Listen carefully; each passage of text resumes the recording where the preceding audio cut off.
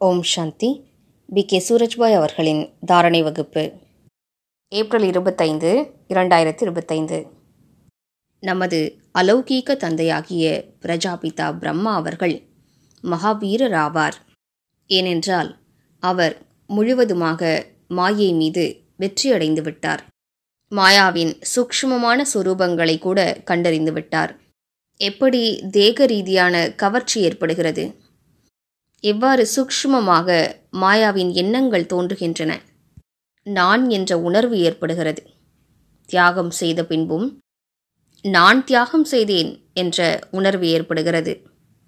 இவை அனைத்தையும் கண்டறிந்து அனைத்து விதமான மாயையிலிருந்தும் அவர் விடுபட்டார். நாமும் கூட அந்த அனைத்திலும் உயர்ந்த மகாவீரரின் குழந்தை மகாவீரர்களாவோம். மகாவீர் குழந்தைகளாகிய நாமும் மாயாவை பார்த்து பயப்படக்கூடாது. நாம் மாயை என்ற எதிரிக்கு சவால் விட்டிருக்கிறோம் என்றால் அது தனது முழு விசையோடு அவசியம் தாக்குதல் செய்யும். நாம் இதனை மறந்துவிடக்கூடாது. மாயாவுக்கு பின்னால் அசுர சக்தி இருக்கிறது, நம்மிடமோ ஈஸ்வரிய சக்தி இருக்கின்றது, பரமாத்ம சக்தி இருக்கிறது, சுயம் பகவான் இருக்கின்றார். அசுர சக்தியை விட 1000 மடங்கு சக்தி வாய்ந்தது ஈஸ்வரிய சக்திகள் மற்றும் சுயம் ஈஸ்வரனாவார். எனவே நமது வெற்றியின் மீது நமக்கு முழு நம்பிக்கை இருக்க வேண்டும். நம்மை யாருமே தோற்கடிக்க இயலாது. மாயை நம்மை தோற்கடிக்க இயலாது. சவால் விடுவோம். ஆனால் மாயாவின் சூக்ஷ்மமான ரூபங்களையும் கண்டறிவோம். எங்கே பற்றுதல் ஏற்பட்டு விடுகிறது, எங்கே நாம் பிறர் மீது கருணை காட்டுவதாக நினைத்து கொள்கிறோம், ஆனால் உண்மையில் அது பிறர் மீதான சூக்ஷ்மமான கவர்ச்சியாக இருக்கிறது. தூய்மையற்ற எண்ணம் ஏற்படுகிறது. பிற ஆத்மாக்களின் தாக்கம் சில நேரம் நம் மீது ஏற்படுகிறது. சோதித்து பார்ப்போம். சில நேரம் நாம் மிகுந்த ஃபீலிங் செய்கிறோம். பெயர் புகழ் மரியாதைக்காக ஆசைப்படுகிறோம். சில நேரம் நான் என்ற அகங்காரம் நம்மை துன்புறுத்துகிறது. சூக்ஷ்மமான பல இச்சைகள் இருக்கின்றன. காமத்தை வென்று விட்டோம், ஆனால் காமத்தின் சூக்ஷ்மமான இச்சைகளை வெல்லவில்லை. சூக்ஷ்மமான ரூபத்தில் ஏதோ சில விஷயங்களின் மூலமாக காமத்தின் இச்சையை திருப்தி செய்து கொள்ள முனைகின்றோம். இவை அனைத்தும் மாயாவின் ரூபங்களாகும். மாயாவை கண்டறிந்து மகாவீரனாகி இவற்றை நாம் வென்றாக வேண்டும். மாயாவுடனான இந்த போரில் பலவிதமான சோதனைகள் வருகின்றன. சிலரது மனநிலையில் ஏற்ற இறக்கங்கள் இருக்கின்றன. சில நேரங்களில் சிலர் தோல்வியடைந்து விடுகின்றனர். ஆனால் தைரியம் இழந்துவிடக்கூடாது.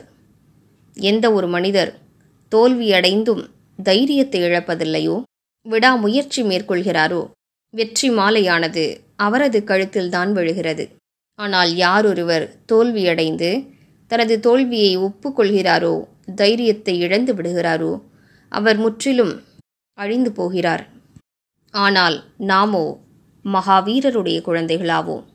எவ்வாறு அவர் மாயை மீது வெற்றியடைந்தாரோ, எவ்வாறு தனது லட்சியத்தை சென்றடைந்தாரோ, கர்மாதீத்த நிலையையும் முழுமையான ஃபரிஷ்தா நிலையையும் அடைந்தாரோ, அவ்வாறே இந்த மாயை மீது வெற்றியடைந்து நாம் நமது முழுமையான ஃபரிஷ்தா நிலையை அடைய வேண்டும்.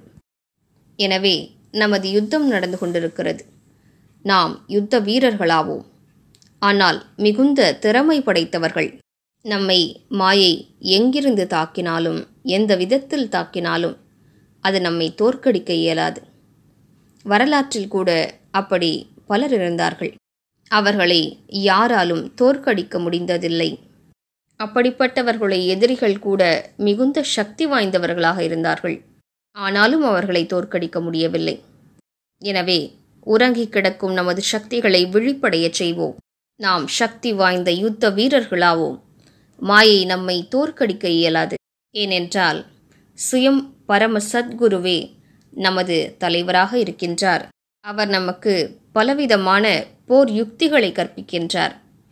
கூடவே நமக்கு சக்திகளையும் வழங்குகின்றார். நம் தலைமீது கரம் வைத்து தனது ஆசிகளை நமக்கு வழங்கி கொண்டிருக்கின்றார். எனவே ஒருபோதும் தைரியம் இழக்கக்கூடாது, நம்பிக்கை இழக்கக்கூடாது.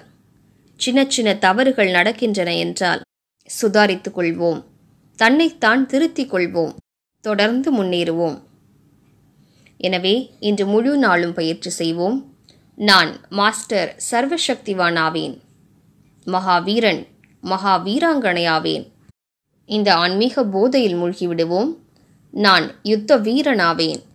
சக்தி வாய்ந்த சேனாதிபதியாவேன். என்னை யாருமே தோற்கடிக்க இயலாது. மேலும் நமது தேவ சொரூபத்தை மீண்டும் மீண்டும் முன்னிலையில் கொண்டு வருவோம். இதுவே எனது தேவ சொரூபமாகும். முழுமையான தூய சொரூபம். இப்போது இந்த பழைய உடலை விட்டுவிட்டு நான் அந்த தேவ உடலை தரிக்கப் போகிறேன் என்று முன்னிலையில் நமது தேவ சொரூபத்தை கண்டுகொண்டே இருப்போம். ஓம் சாந்தி.